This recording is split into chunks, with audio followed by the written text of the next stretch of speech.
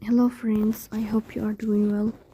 Today we will talk about how to fix or how to solve the problem of you don't have permission to access. On the application of our Royal Match, we go to settings. Here you will go to apps, default apps, app settings.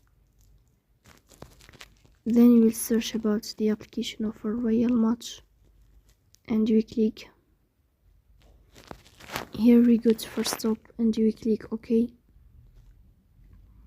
Then we'll enter to the window of storage. Here you will click on clear cache. Then we go to about, we will click here in this sign to turn on your airplane mode, and then we'll turn off your airplane mode again to fix that problem. So that's all. Don't forget to support us by like and subscribe. See you next time, and thank you for your watching.